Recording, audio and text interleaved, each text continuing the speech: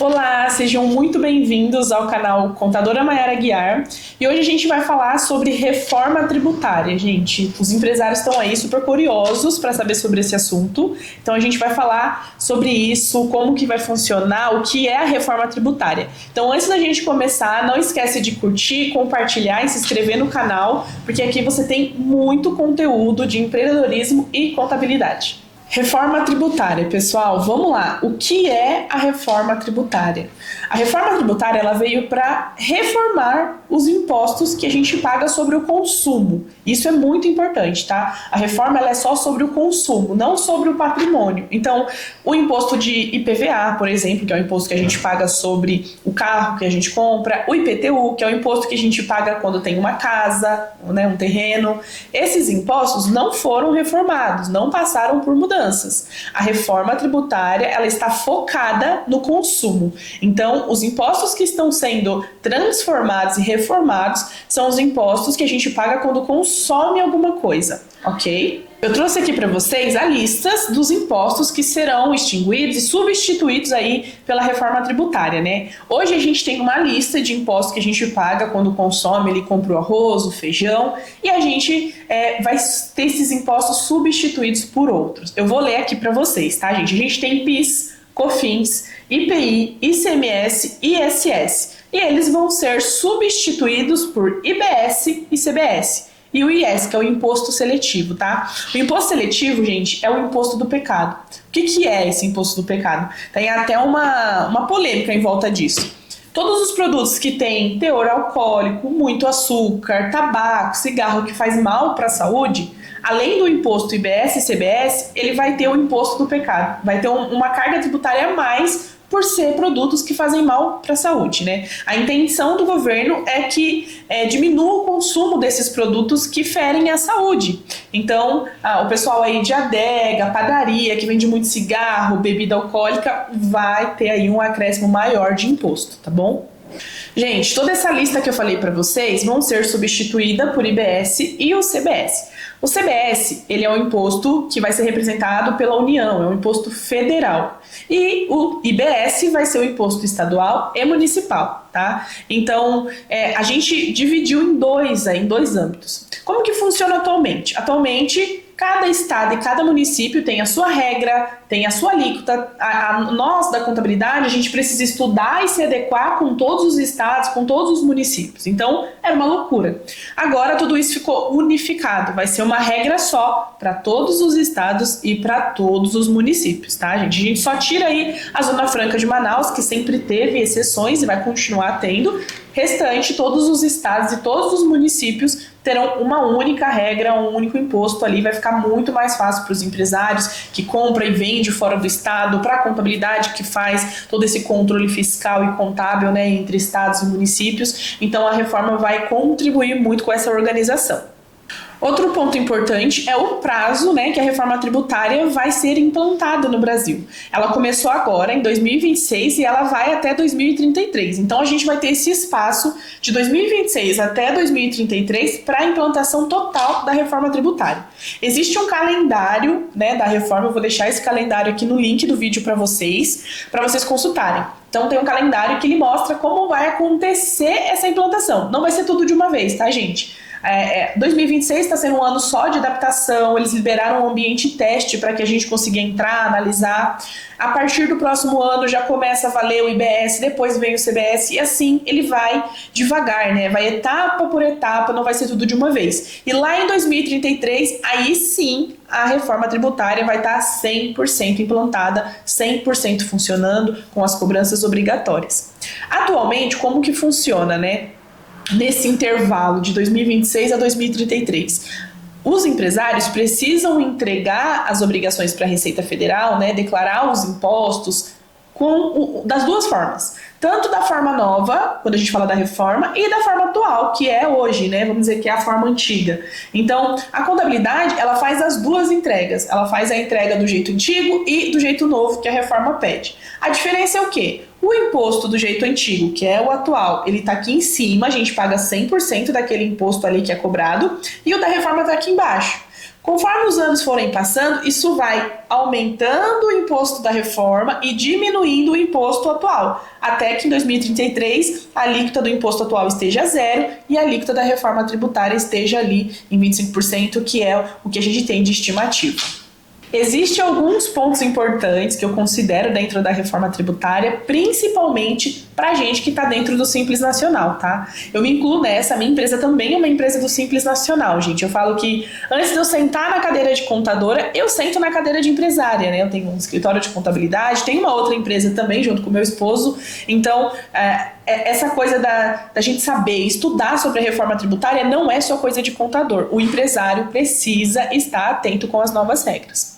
Antigamente, né, agora como é a lei atual, só as empresas grandes, empresas do lucro real e lucro presumido, tinha essa questão da substituição tributária, da geração de crédito tributário. Então eu comprava do meu fornecedor, esse fornecedor me gerava crédito e eu compensava esse crédito depois. Isso só funcionava para as empresas grandes, do lucro real e lucro presumido. Agora, com a reforma tributária, isso vai funcionar para a gente também do Simples Nacional. Então, nós também teremos a possibilidade de gerar crédito e também tomar crédito. Então, eu vou dar um exemplo aqui para vocês, tá? Comprei ali eu sou um comércio, eu sou um supermercado, e comprei do meu fornecedor de arroz 50 mil reais de arroz. E aí, quando eu compro esses 50 mil reais de arroz, o meu fornecedor, se ele tiver certinho com a Receita Federal, ele vai me gerar um valor de crédito tributário. E aí eu posso usar esse crédito quando eu for pagar meu imposto. Então, vamos dizer que eu tenho lá 50 mil de imposto para pagar. Porém, eu já tenho o crédito que eu ganhei quando eu comprei arroz desse meu fornecedor. Então, eu vou abater esses créditos, né? E aí eu pago ali só o que faltar. Se não faltar nada, eu já cumpro todo o meu imposto, ainda fico sobrando crédito. Então, vai ser um cálculo que o seu contador precisa estar atualizado, né, e bem informado sobre a reforma tributária para conseguir contribuir com a sua empresa. Então, eu falo que essa questão de você gerar crédito para o seu cliente, para o seu fornecedor e tudo mais, isso é um pitch de vendas. Isso vai te ajudar a vender mais. Então, pensa bem. Eu vou escolher comprar do fornecedor que está certinho com a Receita Federal, está dentro das regras da reforma tributária, a nota fiscal dele já está no formato novo, destacando ali IBS e CBS, e ter o meu crédito tributário, ou eu vou escolher comprar do fornecedor que ainda não se adequou, ele está inadimplente com a Receita Federal, ele está devendo imposto, a nota fiscal dele ainda está no modelo antigo, e aí eu não vou ter meu crédito tributário. Porque o governo ele não dá ponto sem nó, tá, gente? Então o que ele fez? Ele amarrou tudo.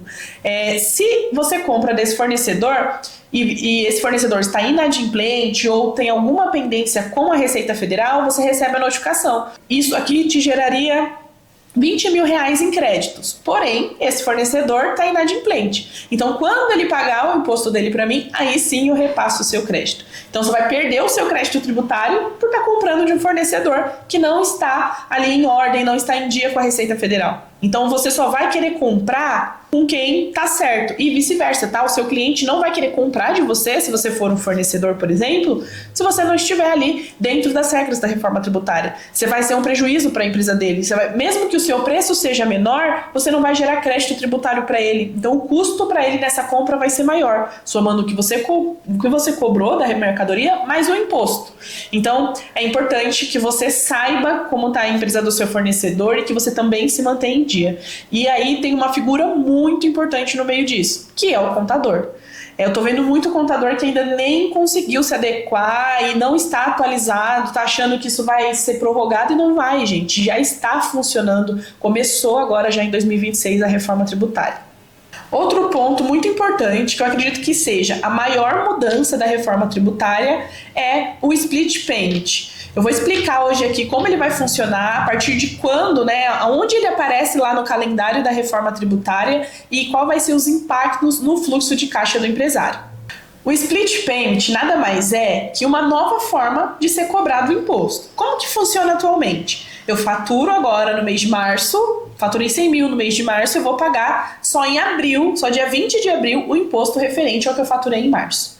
Agora, no split payment, o dinheiro vai ser descontado na hora, retido na fonte. Eu não vou ter mais esse tempo que o meu fluxo de caixa tinha. Então, eu recebia os 100 mil e só no dia 20 do mês seguinte que eu pagaria esse imposto. Então, eu conseguiria girar e usar esse dinheiro do imposto para fazer parte ali do meu capital de giro. Agora, isso não vai mais acontecer. o desconto do imposto vai ser na hora, vai ser retido na fonte. Então, vou dar mais um exemplo aqui para vocês. O meu cliente me pagou R$ 30.000. E aí, o Banco Central vai ser a ponte entre meu cliente e eu. Então, o meu cliente mandou ali, vamos dizer que foi um Pix, o dinheiro vai cair ali na conta e o Banco Central vai fazer a busca da nota fiscal desses R$ 30.000, onde explica qual foi o serviço que eu prestei, o produto que eu vendi, para quem é que me pagou, né? Todas as informações ali que tem na nota. Com a nota fiscal, ele calcula o imposto em cima desses 30 mil e já desconta e cai para mim não mais 30, mais 25 mil, 26 mil, né? Só o valor do imposto ali já vai ser retirado. Então, vocês conseguem enxergar que eu estava esperando receber 30 mil e eu não vou mais receber, eu vou receber 26. Então, olha o impacto que isso vai causar no fluxo de caixa do empresário. Então, o split payment nada mais é que essa coisa da retenção automática do imposto. Ou seja, né, aí envolve muitas outras coisas. Hoje, no Brasil, a nota fiscal ela já é obrigatória. Na reforma tributária, ela não vai ser só obrigatória, ela vai ser condição para a circulação do dinheiro. Caiu o dinheiro lá, ele busca essa nota fiscal. Se ele não encontra a nota fiscal emitida, eu recebo uma notificação. O seu cliente te pagou, o dinheiro está aqui, mas eu só vou liberar esse dinheiro para você depois que a nota fiscal desse serviço ou desse produto estiver emitida. Então a nota fiscal vai ser uma condição para o seu dinheiro circular. Você não vai conseguir mais pagar e nem receber se não tem nota fiscal envolvendo esse serviço, né, o consumo desse serviço ou o consumo desse produto. Então é importante, né, saber que a nota fiscal é o documento que eles têm como base para conseguir calcular o seu imposto, descontar o imposto retido na fonte e te passar só ali o que realmente é seu.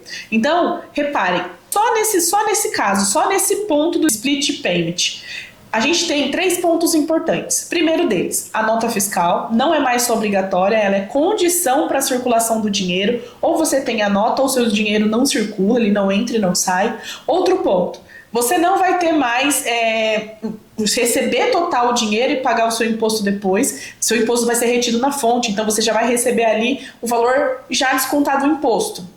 Você não recebe mais ele bruto. Terceiro ponto, o impacto que essa movimentação vai causar no seu fluxo de caixa. Você estava esperando receber 30 mil, recebe só 25. E aí esses 5 mil, você está preparado para quando a gente fala disso em alta escala, em movimento diário, para quem é comércio, que vende muito no picado, você está preparado para lidar com isso? O seu fluxo de caixa está preparado para ter já, para cair o dinheiro ali para você com o seu imposto descontado?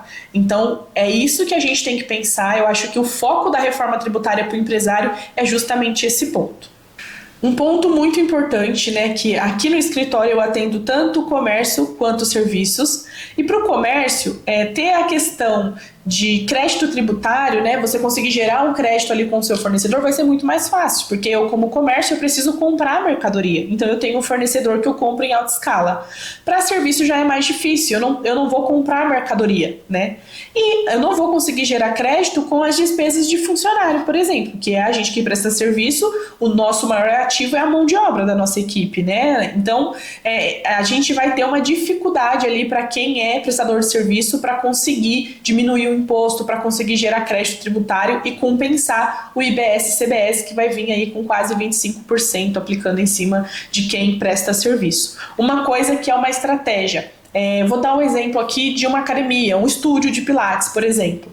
O estúdio de pilates é um prestador de serviço, ele não compra mercadoria, então de que forma ele vai gerar crédito tributário se ele não tem muitos fornecedores? Então ele vai buscar fornecedores como conta de luz, conta de água, então a IDP Bandeirantes vai vir a nota fiscal da conta de luz ali, destacado IBS e CBS, isso gera um crédito para ele. A conta de água, a mesma coisa. A conta de internet, a mesma coisa. A compra de um equipamento, também a nota fiscal do seu fornecedor dos equipamentos aí da sua academia tem que vir ali destacado IBS e CBS, para que isso você consiga, né, ter o seu ganho tributário, ter o seu crédito tributário.